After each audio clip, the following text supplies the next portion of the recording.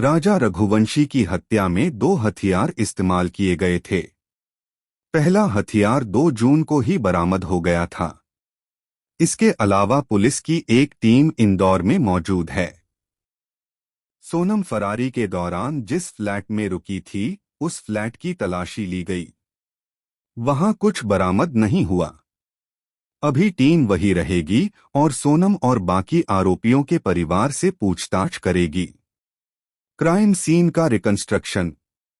राजा रघुवंशी हत्याकांड की जांच के सिलसिले में मंगलवार 17 जून को शिलांग पुलिस की एसआईटी टीम ने हत्या की पूरी घटनाक्रम को समझने के लिए सीन ऑफ क्राइम का रिकंस्ट्रक्शन किया। पुलिस की टीम सोनम और तीनों मुख्य आरोपी विशाल, आनंद और आकाश को लेकर सुबह करीब 10:30 बजे सदर थाने से निकली और 12:15 बजे मावलखियात गांव पहुंची, जहां से डबल डेकर ब्रिज का रास्ता शुरू होता है। होमस्टे में ठहरे थे तीनों आरोपी। 22 मई को सोनम, राजा रघुवंशी और तीनों आरोपी इसी रास्ते से डबल डेकर ब्रिज गए थे। सोनम और राजा एक होमस्टे में रुके थे, जबकि बाकी तीनों कुछ दूरी पर दूसरे होमस्टे में ठहरे थे। 23 मई को सभी ने चेकआउट किया और मावलखियात पार्किंग में पहुंचे। इसके बाद राजा की हत्या झरने के पास एक व्यू पॉइंट पर की गई। पुलिस ने 5 अलग अलग जगहों पर रिकंस्ट्रक्शन किया।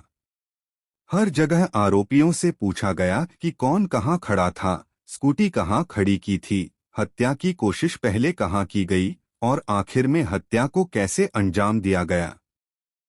इस वक्त मैं जहां खड़ा हूं, इस कहानी का सबसे मुख्य स्थल जो है यही है। ये जो पीछे आप खाई देख रहे हैं, यहीं से बस इसी पॉइंट पर इस बेवफा जो वाइफ है या प्रेमी, जो भी बोल लीजिए, यहाँ तक आपको मैं पूरी तरह से बता रहा हूँ।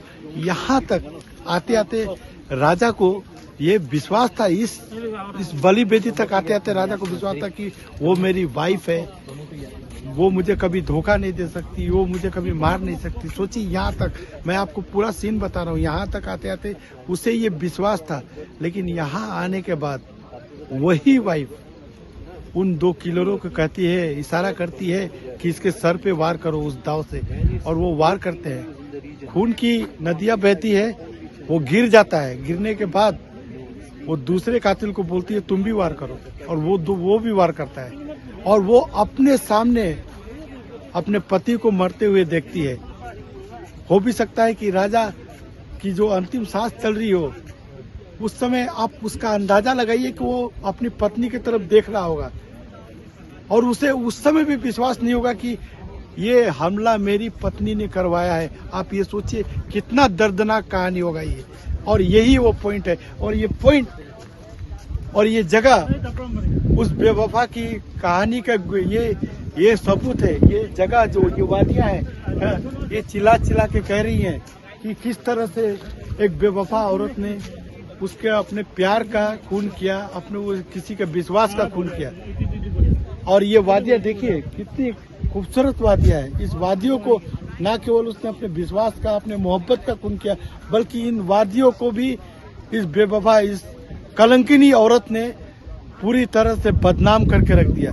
जबकि यहाँ लोग आते हैं या खुशियां मनाने, अपने परिवार के साथ पिकनिक मनाने, मगर इस जगह को भी इस कलंकिनी ने, मैं उसे कलंकिनी कहूंगा, उस कलंकिनी ने बदनाम करके रख दिया। ये जगह भी एक तरह से रो रही है कि इस कलंकिनी के जो पांव पड़े हैं यहाँ पड़े, और उस कलंकिनी के पांव आज भी यहाँ पड़े, क्योंकि पुलिस को सीन को रिक्रिएट करना था।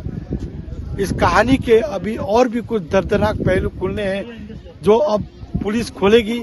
कानूनी से जो भी सजा देगी, लेकिन इसे आने वाला इतिहास, मोहब्बत का जो इतिहास है, इसे कलंकिनी के अलावा और दूसरा कोई नाम नहीं देगा। मैं दीपक वर्मा, यूएनएन न्यूज।